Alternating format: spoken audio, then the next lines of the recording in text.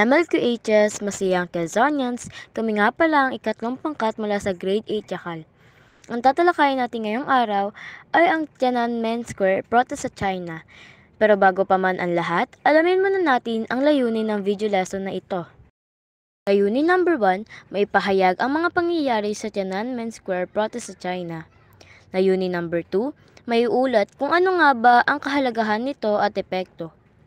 Layunin number 3, maibahagi ang mga mararahas na dinanas ng mga nagpoprotesta sa China. Layunin number 4, at pinakahuli, maiulat ang simbolo noong panahon ng Tiananmen Square protest sa China.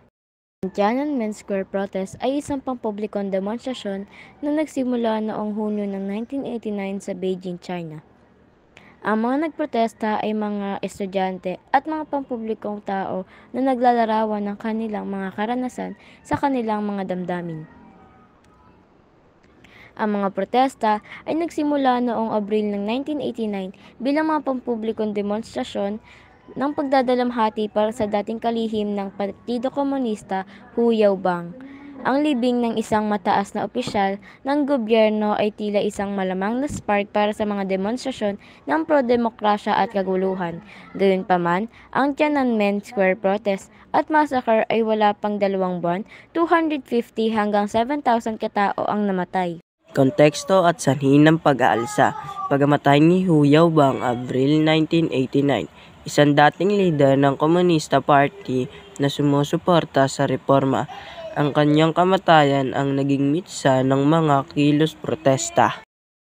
Mga hinaing ng mamamayan, korupsyon sa pamahalaan, inflation at kahirapan, kakulangan ng kalayaan sa pamamahayag at politika, inspirasyon, ikatlong alon ng demokrasya sa buong mundo, kabilang ang people power sa Pilipinas.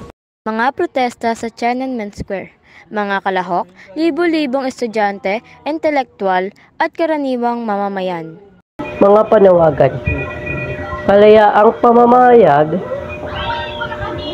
karapatang pantao at demokratikong reforma. Simbolo, tankman, isang hindi pa rin nakikilalang lalaki na humarang sa hanay ng mga tangke. Naging simbolo ng katapangan at paglaban. Arahas na pagsupil, Hunyo 3 and 4, 1989, ipinadala ng pamahalaan ang militar upang bugawin ang mga nagpro-protesta. Mga ulat ng kaharasan. Libo-libong sibilyan ang nasukatan o napatay. Tinatayang hanggang 10,000 ayon sa ilang ulat. Walang opisyal na bilang ng mga nasawi ang inilabas ng pamahalaan. Censorship. Mahigit na ipinagbabawal sa China ang pagtalakay sa insidente hanggang ngayon. Epekto at kahalagahan sa loob ng China. Mas pinaigting na kontrol ng Estado sa media at internet. Pagpapalakas ng otoritaryong pamumuno.